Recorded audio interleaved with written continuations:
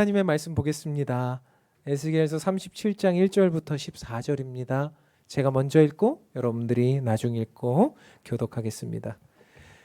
여호와께서 권능으로 내게 임재하시고 그의 영으로 나를 데리고 가서 골짜기 가운데 두셨는데 거기 뼈가 가득하더라.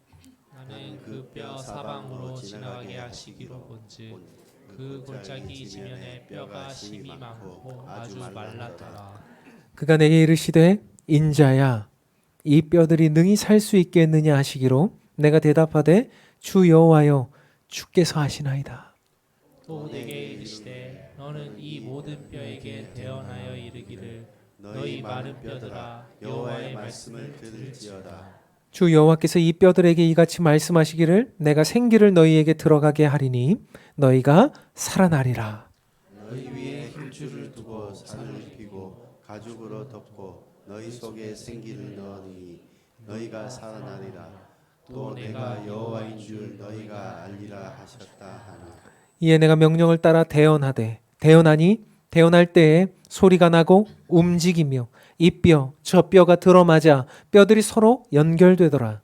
내가 또 보니 그 뼈에 힘줄이 생기고 살이 오르며 그 위에 가죽이 덮이나 그 속에 생기는 없더라. 또 내게 이르시되 인자야 너는 생기를 향하여 대언하라.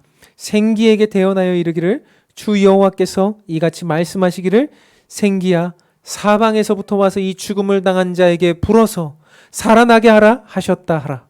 이에 내가 그 명령대로 대언하였더니 생기가 그들에게 들어가매 그들이 곧 살아나서 일어나 서는데 그들이 큰 군대더라. 또 내게 이르시되 인자야 이 뼈들은 이스라엘 온 족속이라. 그들이 이르기를 우리의 뼈들이 말랐고 우리의 소망이 없어졌으니 우리는 다 멸절되었다 하느니라. 그러므로 너는 대언하여 그들에게 이르기를 주 여호와께서 이같이 말씀하시기를 내 백성들아 내가 너희 무덤을 열고 너희로 거기에서 나오게 하고 이스라엘 땅으로 들어가게 하리라. 내 백성들아 내가 너희 무덤을 열고 너희로 거기에서 나오게 한즉 너희는 내가 여호와인 줄 알리라. 내가 또 내 영을 너희 속에 두어 너희가 살아나게 하고 내가 또 너희를 너희 고국 땅에 두리니 나 여호와가 이 일을 말하고 이룬 줄을 너희가 알리라. 여호와의 말씀이니라. 아멘. 1962년 발간된 이반 데니소비치의 하루라는 장편 소설에는요 흥미로운 이야기가 하나 등장합니다. 이 소설은요 스탈린 시대에 강제 노동 수용소에서 벌어진 하루 동안의 이야기를 기록한 작품인데요. 주인공인 이반 데니소비치가요 아무 잘못도 하지 않았는데 강제 노동 수용소에 갇히게 됩니다. 근데 그곳의 현실은 죽음이었어요. 무덤이었습니다. 그곳은 점점점 사람들이 인간성을 잃어가고 점점점 사람들이 그곳에서 인간의 극한의 모습을 나타내는 모습뿐이었습니다. 이반 데니소비치가 그곳에서 10년을 지내다가는 도저히 견딜 수 없을 것 같고 비인간화 될 것 같아서 이대로 살아서는 안 되겠다라는 생각을 합니다. 그래서 이런 생각을 해내는데요. 그가 이제 예전에는 죽어버리고 싶다 막 그러면서 빈 그릇을 핥으면서 사람들이 막 이렇게 밥을 먹고 막 이렇게 할 때 음식이 부족하고 하니까 다 그렇게 서로 것을 뺏어 먹고 다투고 폭력이 일어나고 하는 것을 보면서 이러시면 안 됩니다. 우리가 한 끼를 먹더라도 서로의 것을 나누면서 함께하는 그런 마음을 가져야 됩니다라고 했어요. 사람들이 처음에는 막 비웃었죠. 저 말도 안 되는 소리를 하고 있다. 그런데 점점 사람들이 그렇게 서로의 것을 나누어 먹기 시작하면서 변하기 시작했습니다. 두 번째로 무엇을 했냐면 밥을 먹을 때 이들이 수갑을 차고 있었거든요. 근데 수갑을 차고 있을 때 이 사람들이 자기 머리에 있는 모자를 수갑 차고 벗는 게 상당히 어려운 일이라고 합니다. 그런데 상대방의 모자를 이렇게 수갑을 찬 손을 이렇게 해서 벗겨주는 것은 생각보다 쉬운 일이에요. 그런데 다 먹느라고 다 무슨 일을 하느라고 다 자기 이익만 생각하느라고 상대방을 벗겨주지 않을 때 여러분 우리가 상대방의 모자를 먼저 벗겨주면 어떻겠습니까? 서로 이렇게 모자를 벗겨주고 마지막으로는 좋은 보직을 차지하기 위해서 도서관이나 세탁소나 그 좋은 보직을 차지하기 위해서 서로 싸우고 다투고 애쓰는 게 아니라 그저 자기에게 맡겨진 그 보직에 만족하면서 그렇게 살아가면 어떻겠습니까? 라고 제안했을 때 사람들은 말도 안 되는 소리라고 했지만 이 일들이 일어나기 시작하자 그들에게서 버틸 수 있는 힘들이 생겼다는 겁니다. 이반 데니소비치는 말하죠. 이 모든 상황 속에서 우리는 죽음을 이겨낼 수 있었습니다. 저는 어쩌면 이 이반 데니소비치의 하루라는 이 책에 나온 이 현장이 우리들의 현장 같고 오늘 본문이 말하고 있는 현장 같아요. 다 죽음을 향해서 가고 있는 현장 말이죠. 다 정말 마른 뼈가 나뒹구는 현장 같은 그 현장 말이죠. 그렇게 모두가 죽음을 향해서 서로가 서로를 향해 투쟁하고 싸우고 정말 그렇게 죽이지 못해 안달난 현장 속에서 우리가 살아가고 있을 때 주님께서 오늘 그런 현장을 바라보시면서 우리에게 말씀하고 계시는 것이 오늘 우리에게 주어진 오늘의 본문의 말씀입니다. 오늘 에스겔 선지자는 환상을 보고 있습니다. 그런데 그 환상 속에 나타난 그 모습은 뜻밖에도 무엇이었습니까? 마른 뼈가 나뒹구는 현장이었습니다. 그것은 골짜기라고 말해요. 그 골짜기에 아무도 묻어주지 못해서 그저 뼈가 나뒹구는 현장 속에 있습니다. 아마 이들은 군사들이었을 것입니다. 군사들이 뭔가 전쟁을 하러 갈 때 그 전쟁 속에서 아마 다른 적군에게 포위당해서 그 골짜기 아래서 멸망했는지 아니면 홍수가 나서 멸망했는지 아니면 어떤 자연재해 때문에 멸망했는지는 몰라도 그 군사들은 그 길을 걸어가다 그 골짜기 아래를 걸어가다가 그곳에서 죽고 말았습니다. 결국 이들이 죽은 이 공간은 무슨 공간이라고 우리가 볼 수 있을까요? 무덤이라고 볼 수 있죠. 우리가 보통 무덤은 다 덮어놓잖아요.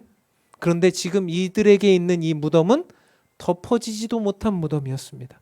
그저 나뒹굴고 있는 그저 그곳에서 부패해서 살은 다 썩어 없어지고 마른 뼈만 나뒹구는 현장, 아무도 돌봐주지 않아 방치된 무덤, 살아날 리 없는, 생산성 없는, 전혀 의미 없는 공간이라고 볼 수 있는 그 환상 속의 현장이 바로 오늘 에스겔서의 현장이란 말입니다. 우리나라 사람들은 이런 것들을 두고 이런 현상을 두고 뭐라 그러냐면 피가 마른다라고 표현해요. 피가 마른다. 근데 이스라엘 사람들은 이런 상황들을 뭐라고 말하냐면요. 뼈가 마른다. 동일한 상황들을 두고 이렇게 표현해요. 시편 31편과 32편 보니까요. 그렇게 표현하더라고요. 내 일생을 슬픔으로 보내며 나의 연수를 탄식으로 보내며 내 귀력이 나의 죄악 때문에 약하여지며 나의 뼈가 쇠하도소이다. 뼈가 마른다고 말하잖아요. 뼈가 마른다. 32편 보니까 내가 입을 열지 아니할 때에 종일 신음함으로 어때요? 내 뼈가 쇠하였도다. 여러분 이스라엘 백성들은 뼈가 마른다고 그래요. 근데 우리나라 사람들은 뭐라 그래요? 피가 마른다. 이게 근데 같은 말인 거 아십니까 여러분? 사실 여러분 피는 어디에서 나와요? 뼈에서 나옵니다. 골수에서 나옵니다. 그래서요 사실은 피가 마른다는 말은 뼈가 마른다는 말과 같은 말이에요.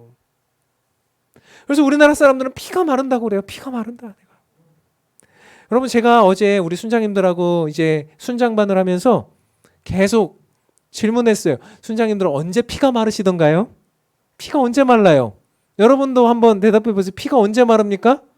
자식 새끼 문제 때문에, 남편과 아내의 문제 때문에, 가족들 때문에 제일 많이 피가 마른대요. 그리고 또 언제 피가 마르던가요? 경제적인 문제 때문에.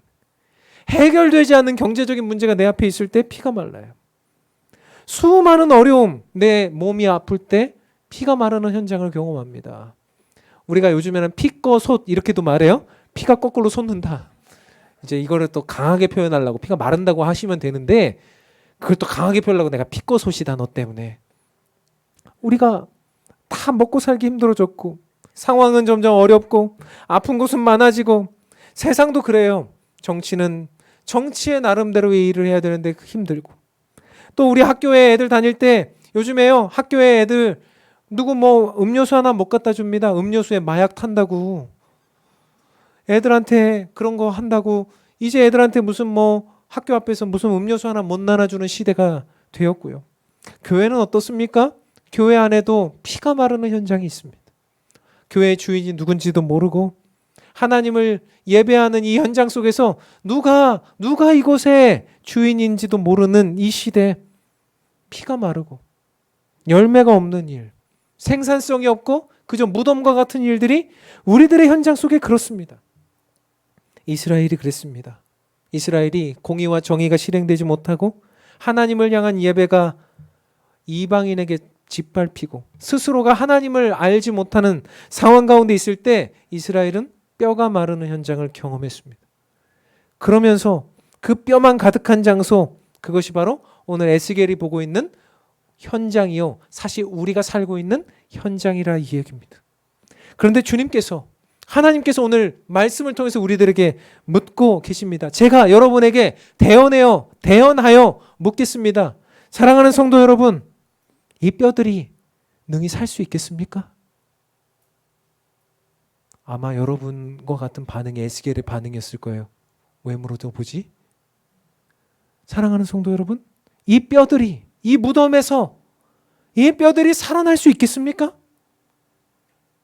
오늘 에스겔이 이렇게 대답합니다. 우리 한번 같이 읽어보죠. 읽겠습니다. 시작. 그가 내게 이르시되 인자야, 이 뼈들이 능히 살 수 있겠느냐 하시기로 내가 대답하되 주 여호와여, 주께서 아시나이다. 주 여호와여, 주께서 아시나이다. 확실히 대답할 수가 없는 거죠. 자신이 없는 거죠. 내가 어떻게 해줄 수가 없는 거죠. 내가 생명의 주인이 아니기 때문에 어떻게 할 수 있는 역할이 아닌 거죠. 그래서 에스겔 선지자는 뭐라고 말합니까? 주 여호와여, 주님이 아십니다. 사실 이 대답은 어디서 많이 들어본 대답이에요. 베드로가 실패하고 그 마음이 죽음으로 가고 있고 이제는 낙심하고 아무것도 하지 못하고 그렇게 있었을 때 예수님이, 부활하신 예수님이 나타나셔서 베드로에게 묻지 않습니까? 네가 나를 사랑하느냐? 그때 베드로가 뭐라고 대답해요? 주님, 제가 주님 사랑하는 줄 주님께서 아십니다. 주님, 제가 주님 사랑하는 줄 주님께서 아십니다. 제가요, 사랑한다고 이제 말할 용기도 없고요, 전 자격도 없는 것 같아요. 근데 주님은 아십니다. 오늘 에스겔 선지자가 그렇게 말하지 않습니까? 주님, 하나님께서 그 일을 아십니다. 저는 잘 모르겠지만 생산성 없고 그 무덤에서 살아날 수 있는 정말 1%의 가능성도 없는 것 같지만 주님은 아십니다. 주님은 무슨 계획이 있으실 겁니다. 우리들에게 주님 묻고 계시는 거예요. 사랑하는 더바른 교회 성도들아, 너희들의 현장이 살아날 수 있겠느냐? 소망 없는 그 현장 살아날 수 있겠느냐? 그랬더니 어떤 일이 일어나요? 7절과 8절에 역사가 일어납니다. 제가 읽겠습니다. 이에 내가 명령을 따라 대언하니 대언할 때 소리가 나고 움직이며 이 뼈 저 뼈가 들어맞아 뼈들이 서로 연결되더라. 내가 또 보니 그 뼈에 힘줄이 생기고 살이 오르며 그 위에 가죽이 덮이나 그 속에 생기는 없더라. 어떤 일이 일어났습니까?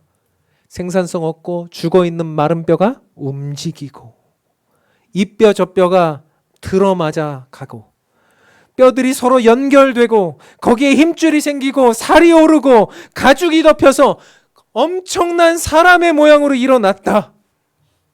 하나님이 말씀하시니까. 사랑하는 성도 여러분, 이 장면은 환상이라고 말씀드렸습니다. 실제로 일어난 일이 아닌데 이 일이 나중에 실제로 일어납니다. 언제 일어날까요? 지금 이 일은요, 이 환상을 보는 에스겔은 BC 586년 바벨론 군대에 의해서 이스라엘 백성들이 포로로 잡혀가는 상황을 지금 보고 있는 겁니다.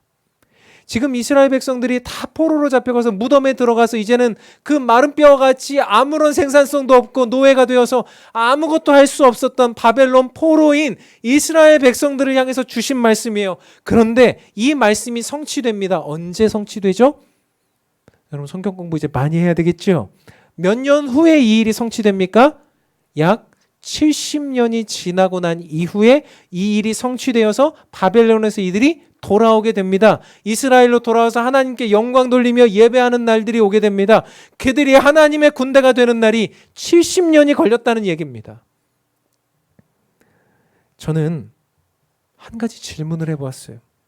하나님, 왜 70년을 기다리게 하셨습니까? 하나님, 분명히 지금 이 명령이 일어난 그때에 에스겔에게 이 환상을 보여주신 그때에 이스라엘 백성들 데려오실 수 있었잖아요. 하나님 능력 없으셔서 그런 거 아니잖아요. 하나님 뭔가 이유가 있어서 그러셨을 텐데 왜 70년이라는 시간 동안에 그렇게 오랜 시간을 이들을 준비시키셨습니까? 하나님은 당장 하실 수 있고 하나님은 그런 능력이 있으신 분인데 왜 어떤 숙성의 시간이 필요하셨나요? 아니면 어떤 기다림의 시간이 필요했나요?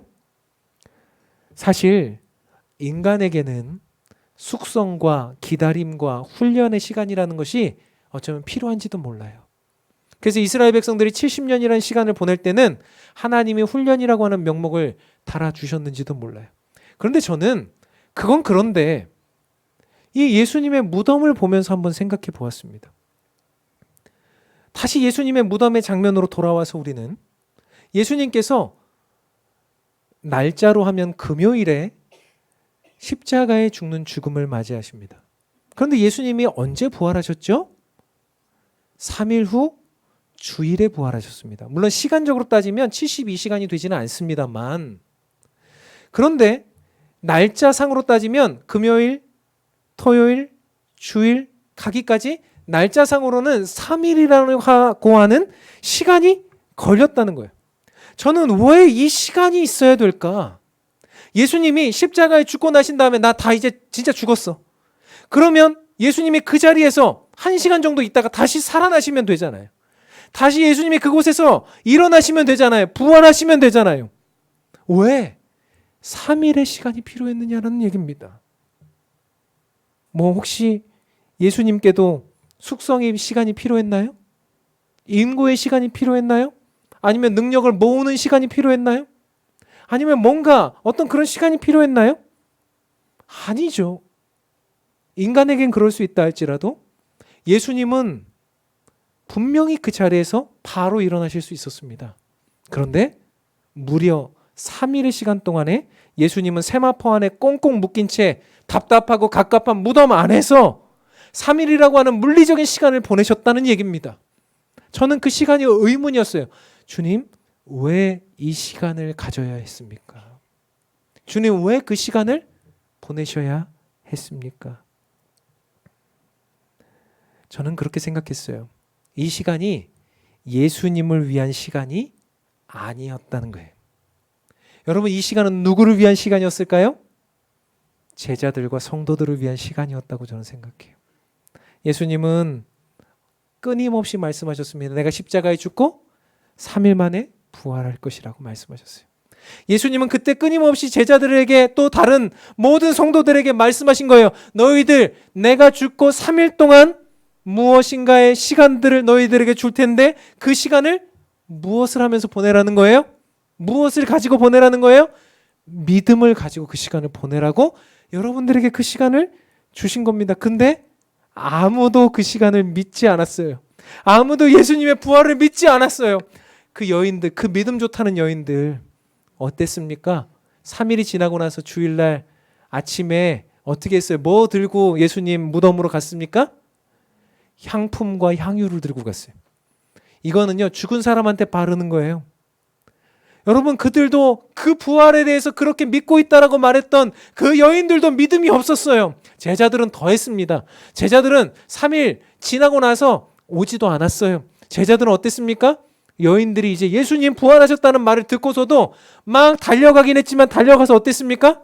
무덤 안에 이렇게 어땠어요? 빼꼼히 무덤 안을 들여다봤어요. 거기 계신가? 누가 훔쳐갔나? 어쩌면 이 여인들과 제자들의 모습이 우리들의 모습인 것 같아요. 믿음 없는 우리들의 모습. 부활을 향한 믿음이 없는 우리들의 모습 말이죠.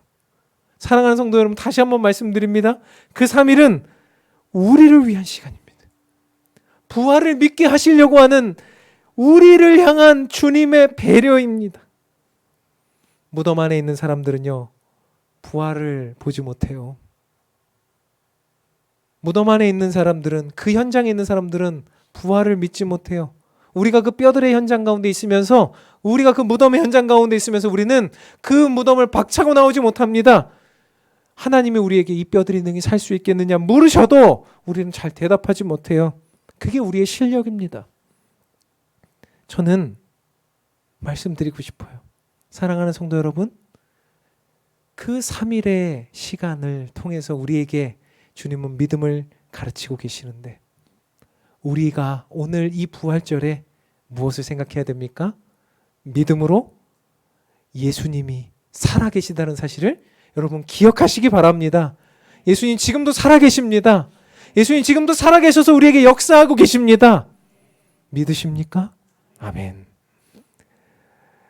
저는 이 지점에서 한 걸음 더 들어가 보려고 그래요. 그렇다면 예수님이 이제 부활하셔서 승천하시지 않으셨습니까? 근데 예수님이 승천하시고 난 이후에 나중에 요한에게 이런 말씀을 주셨거든요. 한번 읽어보죠. 요한계시록 21장 7절입니다. 한번 같이 이 말씀을 읽어보도록 합시다. 읽겠습니다. 시작. 보라, 내가 속히 오리니 이 두루마리의 예언을 말씀을 지키는 자는 복이 있으리라 하더라. 지금 예수님이 뭐라고 말씀하셨어요? 보라, 내가 속히 오리니 그러셨어요. 근데 지금 속히 오시겠다고 한 지가 얼만큼 됐어요? 2000년이 넘었어요.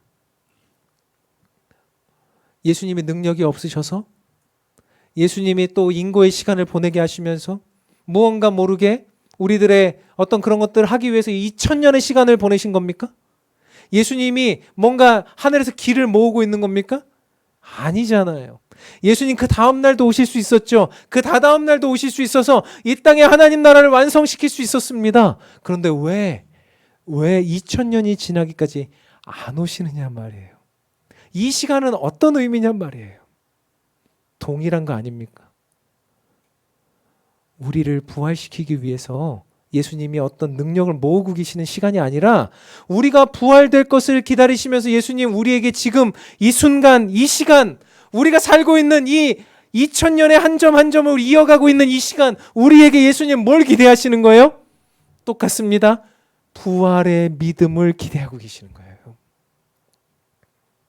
성도에게 예수님은 부활을 주시고 그 부활을 너희도 믿으라고 2000년 동안 우리를 준비시키고 계시는 거죠. 사랑하는 성도 여러분, 갑갑한 세마포를 견디고 습하고 썩은 냄새나는 무덤을 견디는 시간은 성도에게 주어진 시간이에요. 이 시간이 있어야 부활로 나아갈 수 있게 돼요. 여러분, 부활은 우리의 힘으로 되는 게 아니에요. 오늘 보니까 제가 오늘 본문의 이제 제목, 오늘 설교의 제목을 무덤을 열고 거기에서 나오라 이랬지만 사실 우리 스스로 자동사로 우리가 나올 수 있게 되는 게 아니고요. 원래 본문에 보면 뭐라고 하냐면 내가 너희를 무덤을 열고 나오게 하리니 그러셨어요. 우리가 죽음에서 살아날 수 없고 우리가 스스로 무덤에서 일어날 수 없고 우리가 마른 뼈가 살아날 수 없는데 누가 그걸 하신다는 말입니까? 예수님이 여러분은 그 무덤에서 무덤 문을 열고 나오게 하시겠다라고 말씀하시는 거예요. 사랑하는 성도 여러분, 여러분의 삶의 현장 다시 한번 물어보겠습니다. 여러분의 무덤과 같은 삶의 현장, 마른 뼈가 나뒹구는 삶의 현장이 이제 살아날 수 있겠습니까? 아멘입니다. 아멘입니다. 우리의 힘이 아니거든요. 우리의 능력이 아니거든요. 주님께서 하시거든요. 우리는 부활을 믿거든요. 그러니 성도 여러분 낙심하지 마십시오. 여러분들의 몸과 육신과 가정에서 피가 마르는 일들이 일어나도 수많은 상황들이 일어나도 여러분 낙심하지 마십시오. 왜요? 주님이 여러분들을 부활시킬 거예요. 무덤 문을 박차고 나오게 하실 거예요. 죽어있는 우리를 회복시키실 거예요. 움직이게 하실 거예요. 오늘 마른 뼈들이 어떻게 했습니까? 대언되자. 제가 하나님의 말씀을 대언하는 것처럼 에스겔이 그 말씀을 대언하자 움직이고, 여러분 안 움직이고 있었다면 이제 움직이고 서로 들어맞아 연결되고 연합이에요. 공동체죠. 움직이고 연결되어서 일어났더니 그들이 뭐가 되었습니까? 군대가 되었습니다. 군대. 여러분의 정체성은 뭡니까? 살아있는 부활한 군대예요. 여러분 성도는요 군대입니다. 군인입니다. 우리가 세상을 막 나가서 정복하고 짓밟고 죽이는 군대 아니고요. 우리는 세상을 살리고 회복시키고 세상을 새롭게 만드는 군인이에요. 우리는 세상의 방식과 완전히 달라요. 우리가 일어나서 부활해서 세상으로 나가면 세상 사람들이 우리 때문에 살아나요. 여러분 한번 의심해 보십시오. 내가 자꾸 세상에 나가면 세상 사람들이 다 죽더라. 내가 있는 공동체마다 분란이 일어나더라. 내가 있는 데마다 어려움이 생기더라. 그것은요, 내가 하나님의 군대가 아닐지도 몰라요. 세상의 군대인지도 몰라요. 내가 가는 곳마다 살아나더라. 내가 가는 곳마다 회복이 되더라. 내가 가는 곳마다 나음을 입게 되더라. 내가 가는 곳마다 낙심했던 자가 회복이 되더라. 그러면 나 하나님의 군대 맞아요. 그래서 우리는 사명이라고 부릅니다. 그 사명을 가지고 나아갈 때요, 우리의 지경은 점점 넓어져요. 사도행전 1장 8절입니다. 오직 성령이 너에게 임하시면 너희가 권능을 받고 예루살렘과 온 유대와 사마리아와 땅끝까지 이르러 뭐가 돼요? 내 증인이 되리라. 이게 내 군대가 되리라. 내 증인이 되리라. 나의 증거자들이 되리라. 살아있는 사람들은 확장하고 늘어나고 회복시키고 살리는 일들을 하는 거예요.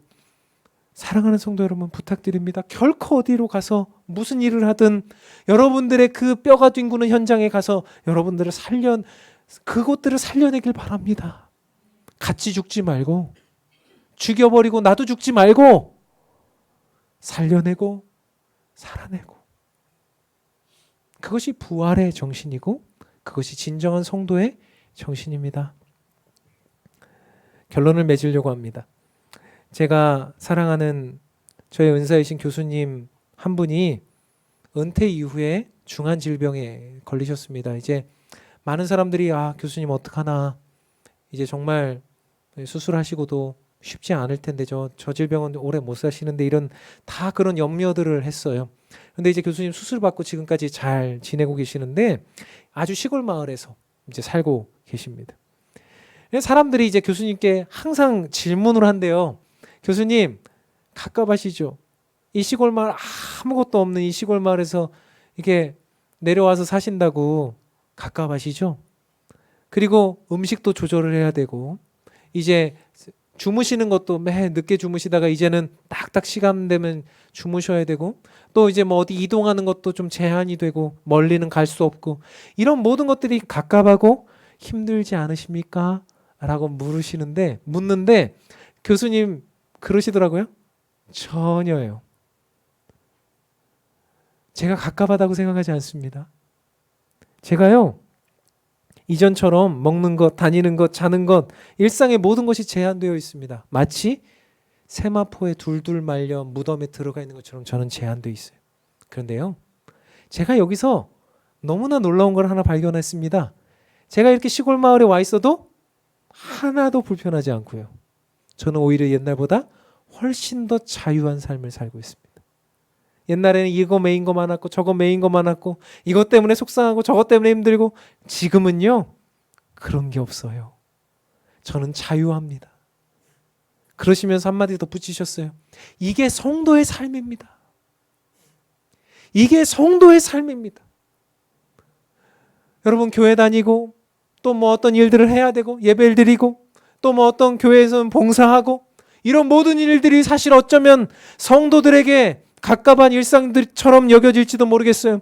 내가 세상에 나가서 생명을 전하기 위해서 불법을 행하지 않고, 내가 세상에 나가서 어떤 일들을 하기 위해서 내가 할 것들 조금 더 내려놓아야 되고, 내가 누군가를 섬기기 위해서 내가 좀 덜 써야 되고, 내가 좀 검소하기 위해서 더 아껴 써야 되고, 갑갑하게 느껴질지도 모르겠어요. 그렇지만 우리는 알잖아요. 그게 매여 있는 삶이 아니라는 것을. 우리는 무덤을 박차고 예수님이 살려주시는 자유함으로 나아가게 될 것이라는 것을 우리는 알잖아요. 저쪽에서 새벽 빛이 비치고 있습니다. 새벽 여명이 비출 때 예수님 세마포 옷을 벗어 제끼시고 그것을 개어 놓으신 다음에 일어나셔서 무덤 문을 열고 나오셨습니다. 사랑하는 성도 여러분, 무덤 문을 열고 그곳에서 나오시기 바랍니다. 오늘 예수님이 여러분에게 말씀하고 계시고, 예수님이 오늘 여러분에게 권면하고 계십니다. 그 문을 열고 나오셔서 주님의 뜻을 구현하는, 살리는 군대로 세상에 나아가 사명자로 나아가는 저와 여러분, 우리 교회 되기를 주님의 이름으로 축원합니다. 우리 같이 이 찬양 하려고 합니다.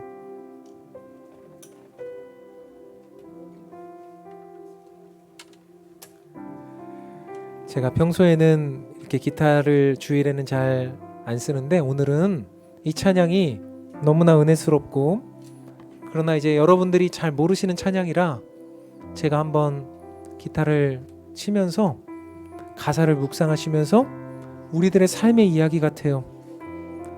정말 우리가 기쁨으로 찬양했으면 좋겠어요. 이제 여러분들 그 무덤에서 해방시키실 주님을, 그 예수님이 이미 살아계셔서 지금 나와 함께 계신다는 사실을 기억하시면서요, 이 찬송하면서 우리가 그렇다, 감사하다, 감사하다, 주님 부활하셨다, 마음껏 목청 높여서 좀 같이 찬양하길 원합니다. 같이 찬양합시다.